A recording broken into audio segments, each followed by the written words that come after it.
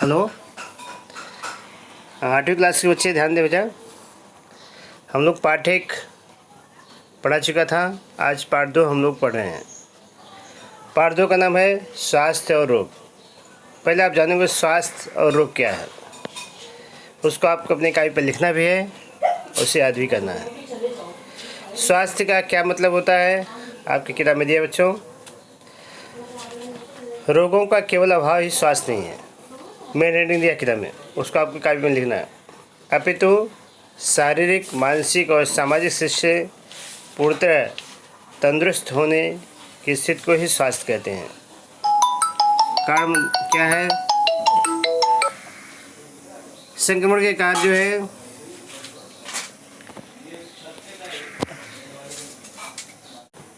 बच्चों, स्वाध्याय का पहला क्वेश्चन, अंतर स्पष्ट करो संक्रामक रोग और असंक्रामक रोग।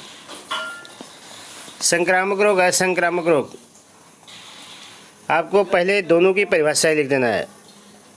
संक्रामक रोग को संसर्गजन्य रोग भी कहते हैं और संक्रामक को असंसर्गजन्य रोग कहते हैं। संक्रामक रोग की परिभाषा आपकी किताब में पढ़ाया गया, आपको लिखना अपनी कापी में नोटबुक में।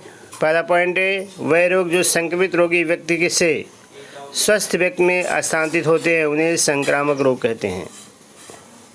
उसका फर्स्ट पॉइंट ऐसे 2 चार्ट बनाने का, 2 कॉलम। असंक्रामक रोग में पहला पॉइंट है, वह रोग जो संक्रमित रोगी व्यक्ति से स्वस्थ व्यक्ति में स्थानांतरित नहीं होते हैं उन्हें असंक्रामक रोग कहते हैं। किताब पीछे बताए, उसको देख लें कोई प्रॉब्लम हो तो। दूसरा पॉइंट है संक्रामक रोग में सेकंड पॉइंट, दूषित हवा, पानी, अन्न अथवा वाहक कीटक द्वारा अथवा प्राणियों के द्वारा संक्रामक रोगों का प्रसार होता है। इसका सेकंड पॉइंट जो है, असंक्रामक रोगों का प्रसार किसी भी माध्यम से नहीं होता। अभी संक्रामक रोग के एग्जाम्पल जैसे हैं क्षय रोग, पीलिया, कुष्ठ रोग, सर्दी, खांसी इत्यादि जो है संक्रामक रोग के उदाहरण हैं। असंक्रामक रोग का तीसरा पॉइंट जो है, इसके एग्जाम्पल लिखना आपको है मधुमेह, कर्क रोग, हृदय रोग इत्यादि असंक्रामक रोग के उदाहरण हैं। तो बच्चों आप चार्ट बनाएंगे और संक्रामक रोग और असंक्रामक रोग का अंतर स्पष्ट करेंगे। ये आपका फर्स्ट क्वेश्चन हो गया, अंतर स्पष्ट करो। नेक्स्ट हम लोग चलेंगे सेकंड क्वेश्चन में, असंगत शब्द पहचानो। इसमें 2 क्वेश्चन है, अ और आ। मलेरिया, पीलिया, हाथी रोग, डेंगू। तो इसमें असंगत कौन है, कितने बच्चों को पता होगा? नहीं तो आपको आंसर लिखना है। असंगत शब्द जो है इसमें आपको 4 दिए हैं, मलेरिया, पीलिया, हाथी रोग और डेंगू। इसमें से असंगत आपको लिखना है। बच्चों आपको बता रहा था असंगत शब्द पहले में दिया है मलेरिया, पीलिया, हाथी पाँव, डेंगू। चारों में असंगत कौन है? पीलिया। क्यों पीलिया है? अन्य रोग सभी मच्छर के द्वारा काट होते हैं, इसलिए इसे पीलिया मच्छर का नहीं होता है, इससे असंगत है। दूसरा दिया है प्लेग, एड्स, हैजा, क्षय। इसमें से आपको एड्स जो है असंगत है। अन्य सभी रोग जीवाणुजन्य रोग हैं। तो आपका क्वेश्चन नंबर 2 हो गया असंगत शब्द पहचानना। आपका पहला क्वेश्चन हो गया क्लियर और दूसरा भी क्लियर हो गया। अब स्वाध्याय का तीसरा क्वेश्चन लिखना है, संक्रामक रोग फैलाने वाले माध्यम कौन कौन से हैं? संक्रामक रोग फैलाने वाले माध्यम आपको किताब में दिया भी गया है। संक्रामक रोग किस माध्यम से होता है? संक्रामक रोग के माध्यम आप बुक से भी निकल छांट सकते हैं या हमारे वीडियो द्वारा भेजे गए उसके अनुसार भी लिख सकते हैं। संक्रामक रोग आप जब अंतर में लिखे थे, संक्रामक रोग दूषित होने वाले पानी, हवा, कीटक, प्राणी तथा मानव जैसे वाहक माध्यम द्वारा फैलते हैं। दूसरा क्वेश्चन है, पाठ के अतिरिक्त असंक्रामक रोगों के कौन से नाम तुम जानते हो? पाठ के अतिरिक्त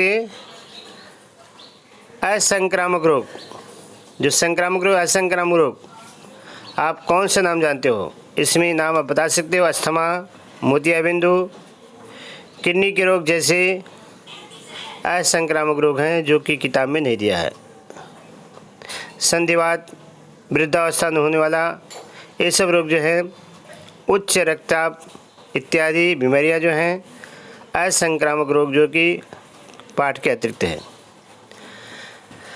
तीसरा क्वेश्चन बच्चों इसका, मधुमेह, हृदय विकार, इनके प्रमुख कारण कौन कौन से हैं? आपकी किताब में स्पष्ट दिया गया है, किताब से आप लिख सकते हैं। फिर भी मैं आंसर आपको बोल रहा हूँ। कौन कौन से लक्षण हैं? अनुचित जीवन शैली, संतुलित आहार न लेना, असंतुलित आहार लेना, और जो है व्यायाम की कमी, अत्यधिक मानसिक तनाव, ये सब जो है मधुमेह तथा हृदय रोग के मुख्य कारण हैं। आप कितना पॉइंट लिखना है? क्वेश्चन नंबर दूसरे का तीसरे में आपका पहला क्वेश्चन क्लियर हो गया, सेकंड हो गया और थर्ड क्वेश्चन हो गया। आपको 3 क्वेश्चन का आंसर स्वाध्याय का आपको बताया गया। अब क्वेश्चन नंबर 4 आप देखेंगे, क्या करोगे या क्या टाल सकोगे, इस पर कैसे नियंत्रण करोगे, इसके बारे में जानकारी आपको पीछे बुक में दिया गया है, उसके अनुसार भी आप बना सकते हैं। फिर भी जो मैं वीडियो दे रहा हूँ उसके अनुसार भी आप लिख सकते हैं। फेयर कॉपी में अच्छी राइटिंग में लिखना है। क्वेश्चन नंबर 4 का पहला क्वेश्चन है, पानी उबाल कर और छान कर पीना चाहिए। पानी उबाल कर और छान कर पीना चाहिए, इस पर आप क्या कर सकते हो? क्यों ऐसा होता है? क्या प्राप्त होगा? क्या टाल सकोगे? किरणों पर नियंत्रण किया जा सकता है इससे, अगर आप पानी उबाल कर पीते हो, छान कर पीते हो तो। जब पानी को उबाला जाता है तब पानी में स्थित सभी रोगों का प्रसार करने वाले रोग नष्ट हो जाते हैं। इससे जो है पेचिस, पीलिया, विषम जैसे रोगों पर नियंत्रण प्राप्त किया जा सकता है, और पानी को उबालकर पीने से इन सभी रोगों को बचाया जा सकता है। यदि पानी को उबालकर पिया जाए तो रोगाणु के संक्रमण से बच सकते हैं। इन रोगाणुओं के कारण हमें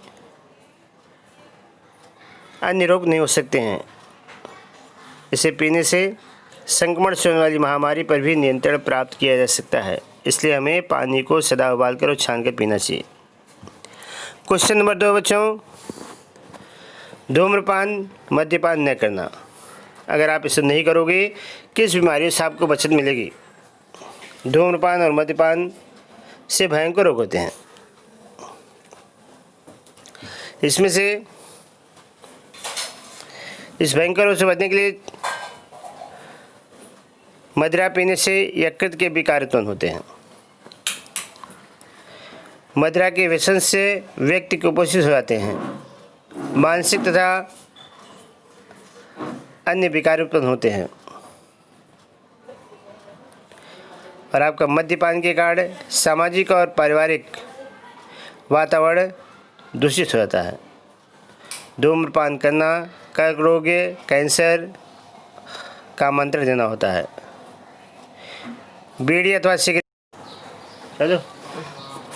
हेलो बच्चों, चौथे का सेकंड आपका चल रहा था। बीड़ी अथवा सिगरेट में निकोटिन नामक विषैला द्रव्य होता है। निकोटिन विषैला ही नहीं बल्कि कैंसर जन्य रोग होता है। ऐसा भयंकर बीमारी होता है जिससे बचना बड़ा मुश्किल होता है। इसलिए बच्चों, धूम्रपान करना अथवा मद्यपान करना हमेशा ही टालना चाहिए। क्वेश्चन नंबर 14 का तीसरा, नियमित संतुलित आहार लेना अथवा व्यायाम करना। इसे करने से, नियमित संतुलित आहार अथवा व्यायाम करने से आप सदैव संतुलित रहोगे, सुरक्षित रहोगे। इससे प्रत्येक व्यक्ति लगातार किसी भी संक्रमण से स्वयं को बचा जा सकता है। इसके अतिरिक्त व्यक्ति का मानसिक स्वास्थ्य भी अच्छा हो जाता है। इससे आपको जो बीमारियां हैं, मधुमेह, मोटापा इत्यादि को टाला जा सकता है।